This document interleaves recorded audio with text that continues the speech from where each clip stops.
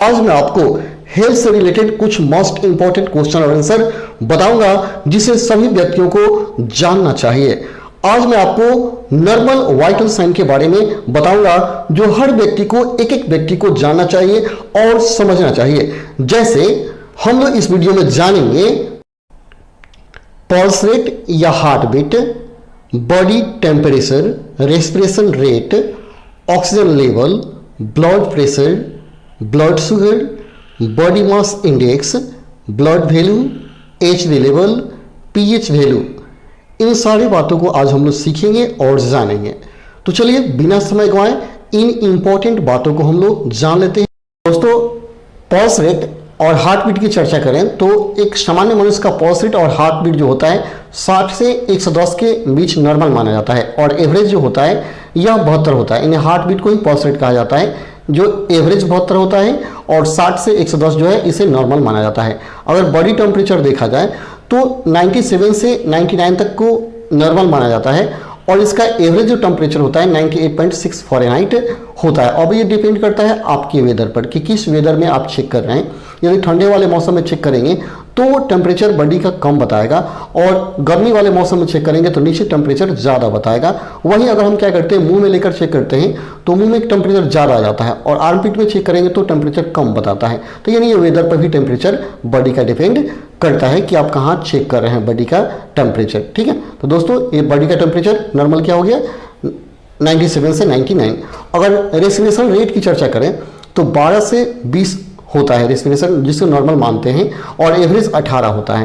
यानी एक व्यक्ति 1 मिनट में नॉर्मल 12 से 20 बार सांस ले सकता है। अगर वह 20 से अधिक बार सांस ले रहा है, 20 से 24 के अंदर सांस ले रहा है, इसका अर्थ है उसे कुछ सांस लेने में तकलीफ हो रही है।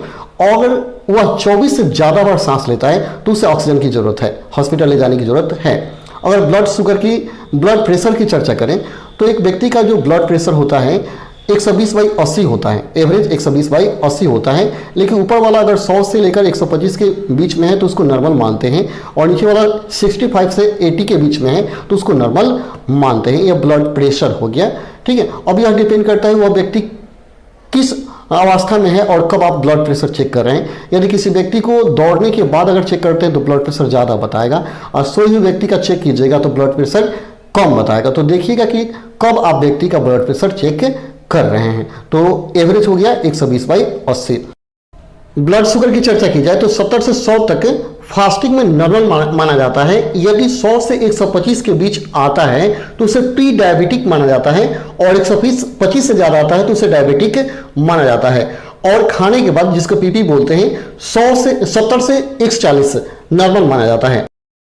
अगर ऑक्सीजन लेवल की चर्चा किया जाए तो ऑक्सीजन लेवल जिसको बोलते हैं SpO2 जो पल्स ऑक्सीमीटर से जांच किया जाता है, जिसका मतलब हुआ ऑक्सीजन सैचुरेशन लेवल, इसका मान 95 से 100 के बीच में आना चाहिए। ठीक है, यदि SpO2 का वैल्यू 90 से 94 के बीच में है तो आपको अलर्ट रहने की जरूरत है। कोविड की स्थिति में हो सकता है ऐसे व्यक्ति को ऑक्सीजन की आवश्यकता पड़ जाए और इससे कम हो जाए तो काफ़ी ज़्यादा खतरा बढ़ जाता है।